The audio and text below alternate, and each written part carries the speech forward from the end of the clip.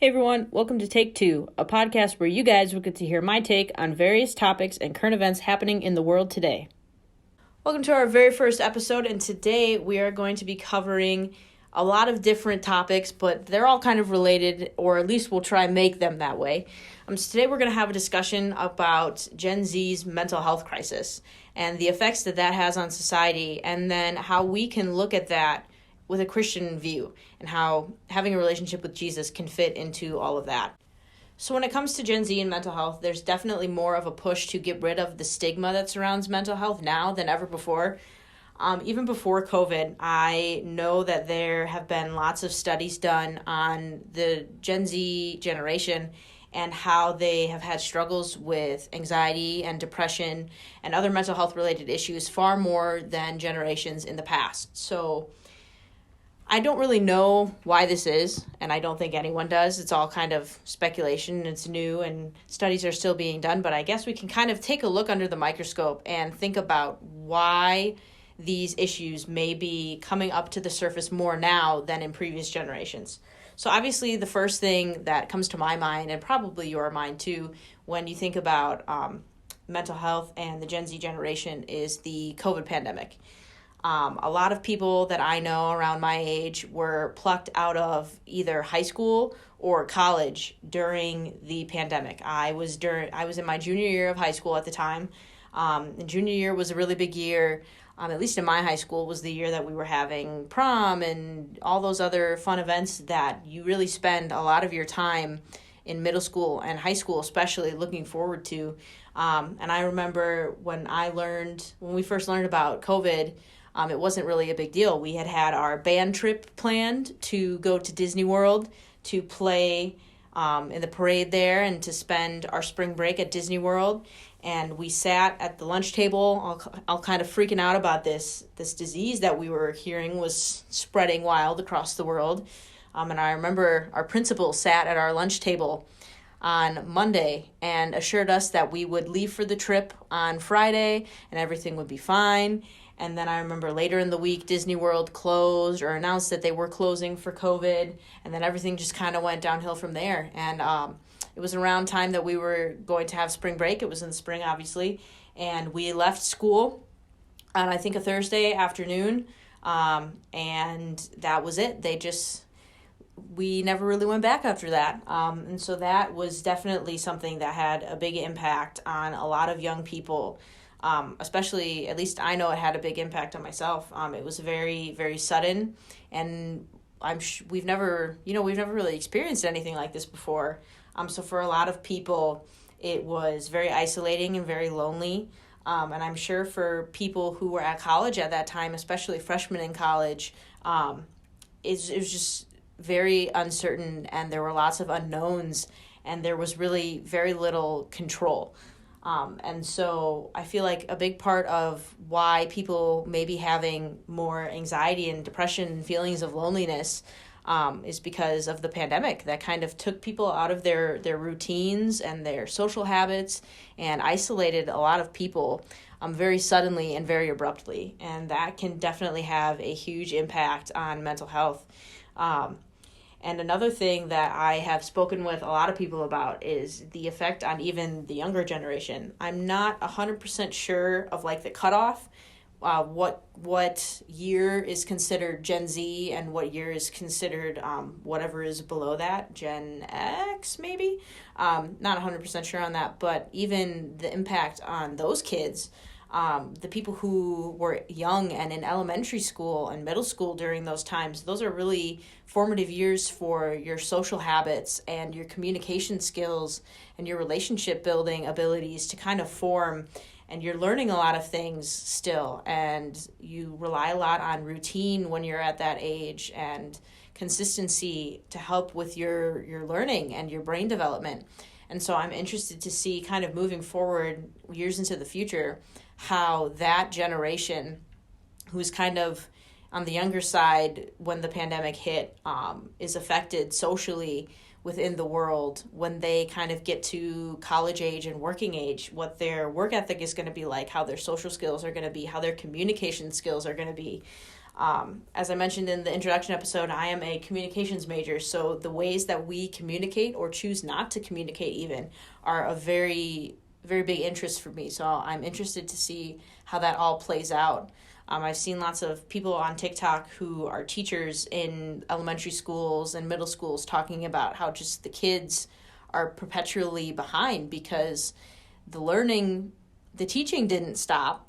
And my mom's a teacher, and so I know how hard she worked to continue education during that time and to try continue teaching her kids. But the teaching didn't stop, but the learning kind of did. It's really hard to learn on your own, even when you were a high school student. I remember struggling to learn and to pay attention and to feel motivated with online classes, so I can't imagine having to deal with that as an elementary schooler.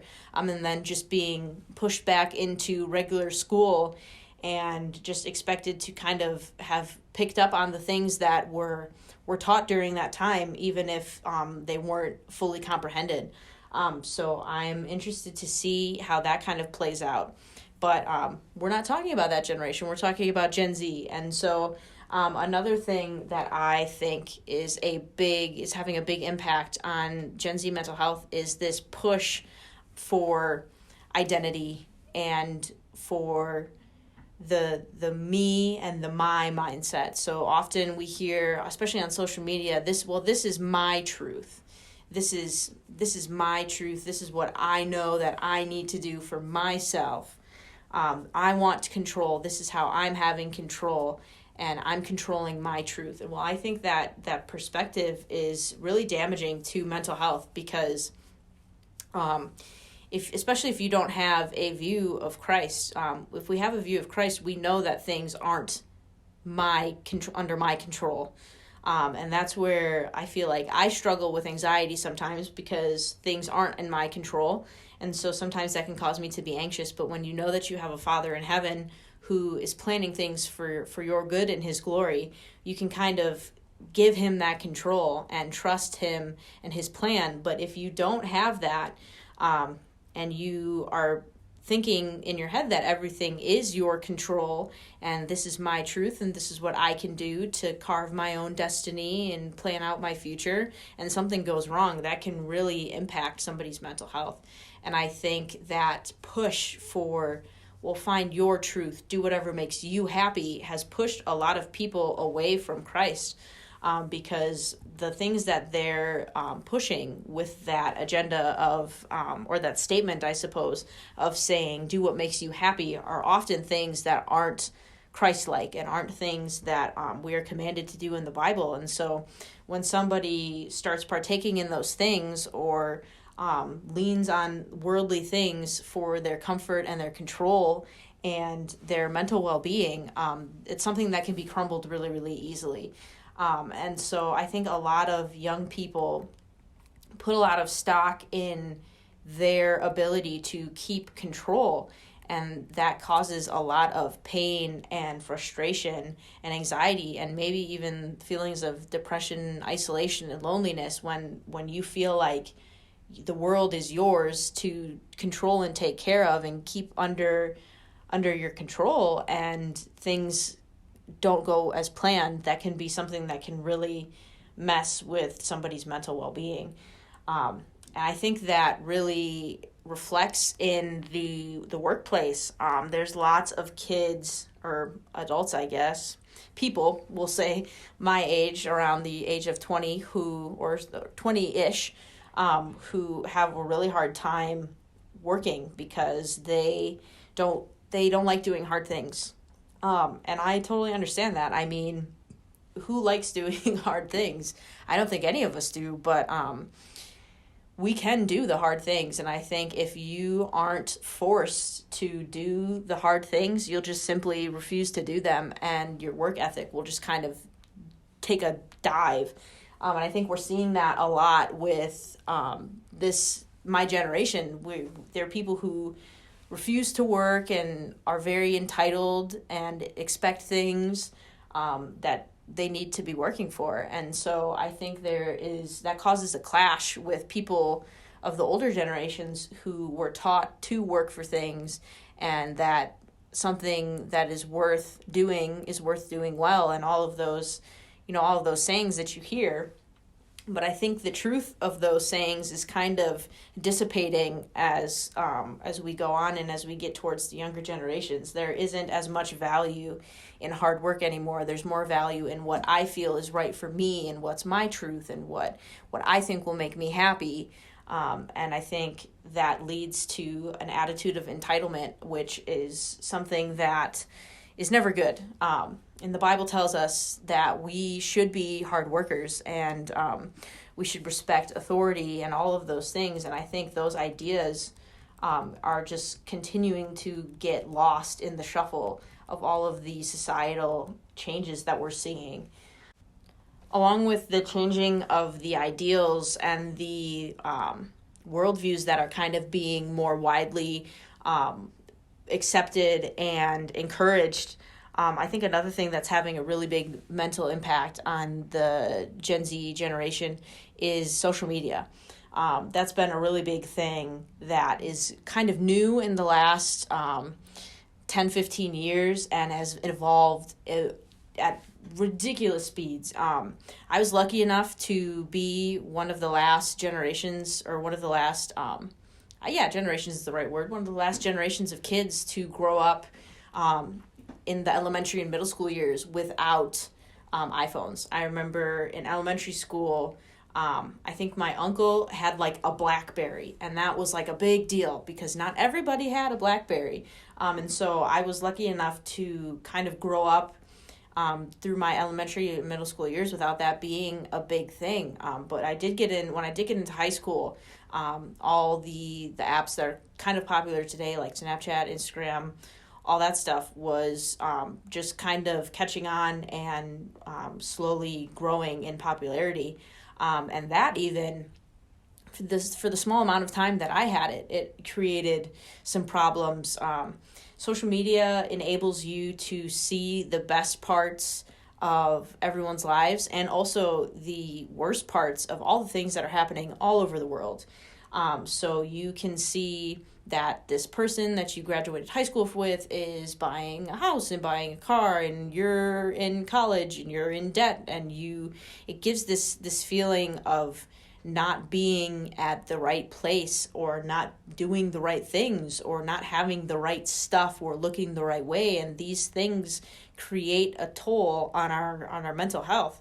And so not only is there this comparison culture that is created through the use of things like Snapchat and Instagram, there's also, of course, the ever famous fear of missing out that you see when, your friends are doing something fun, or they're doing things without you, or they're on a vacation and you're not. And all these things take a toll on our mental health, but not only from the kind of jealousy comparison aspect are these things negatively impacting us on our mental state. I just think the amount of information that we have access to is just too much for our own good.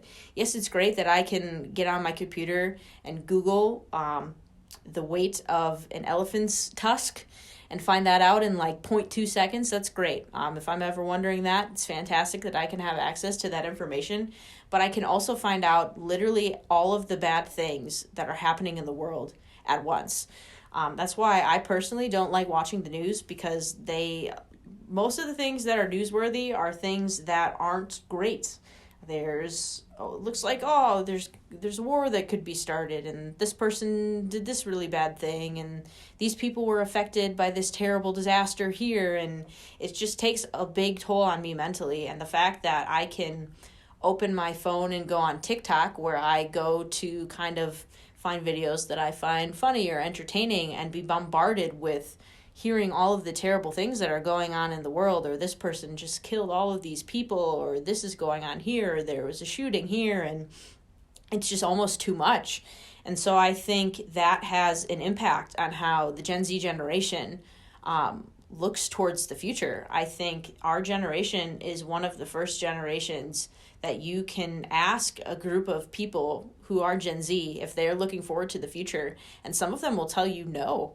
And that's really sad. I think you have access to all of these great things that social media and the internet gives you, but you also are just bombarded with all of the sin and the suffering and the struggles that are in the world. And I think that's a lot to handle and to process, and that can put a lot of strain on somebody's mental health and mental well-being. And oftentimes it's hard to pull yourself away from that. It's hard to turn off the phone or to get off the app and really take the time that you probably need to kind of look at things with a better perspective. It's kind of where I think the saying ignorance is bliss is probably the most applicable in this day and age, is social media. Social media is great, and it enables you to stay connected, and it brings you entertainment, and you are allowed to or able to connect with people in different states and even different countries. But I think when it comes down to it, I think it honestly does more harm than good. I think it fills young girls especially with feelings of that they aren't enough of many things, aren't pretty enough, aren't skinny enough, aren't popular enough, don't have enough stuff. And I think it also helps, it also creates body image issues for young guys too, when they see all these fit people. So you spend a lot of these formative young adult years wishing for other things and comparing yourself on social media. And I think that is having a bigger impact on the Gen Z generation as they grow up, as we even realize. And I think we will continue to kind of uncover the greater impact that social media and the connectedness is having as we continue to move into the future. And it's crazy that we are so connected, but also so disconnected. Like I can go on my phone and I can text somebody from Kentucky that I used to go to college with, but I can sometimes struggle to have a conversation with somebody who's in the same room as me. And I think that's absolutely crazy. And I think that the fact that that is a reality is also detrimental to mental health. And so I think the best thing that we can do when we're put into those spirals of, well, I'm comparing myself on social media, or I am just devastated by the state of the world, is to turn to Jesus, right? That's the best thing that we can do when anything happens in our lives that we are struggling with, is that we can turn to Jesus. And there's a Bible verse and there's a story for a lot of situations, and there's always a God who loves us and who is in control of everything that's happening, even if we can't understand why. And so I think that that is a big component of how we as Christians can kind of overcome those struggles and those feelings of comparison or anxiety or worry about the future or even what's going on in our lives right now. I think the biggest thing that we can do is turn to Jesus, and to even find people in our lives and in our churches that can help us and encourage us in our faith when we're having a hard time. And so for those who may be listening who don't have a relationship with Christ, I really strongly encourage you to try find somebody in your life who you know has a relationship with Christ and ask them questions. Because I know that life can be really, really hard, and it can be really, really stressful and frustrating and anxiety-inducing. And I am telling you, of all the things that I've struggled with, Jesus is the thing that gets me out of it every single time. And taking my struggles to Jesus directly in prayer, or even leaning on people in my life who God has placed in my life as people who encourage me in my faith and encourage me with the word. Jesus is, this is like the basic Sunday school answer, but Jesus really is the answer for everything. Every anxiety and every fear that you're facing can be redeemed and resolved by turning to Christ. And so I think no matter what Gen Z has faced or will face or continues to face, I think the biggest solution to all of that is to find and grow a relationship with Christ. I definitely would love to get in on this topic in the future. If you guys have any questions or comments or things that you want me to cover further, I would definitely love to hear your thoughts and your opinions. So I'm definitely there's a lot more to be said about this topic, so I will definitely continue to cover it in podcasts to come. But for now, I think I'm going to wrap it up. I hope you guys enjoyed and learned something, and I would love to hear your feedback. So thank you so much for tuning in to Take Two. I will see you next time. Peace out.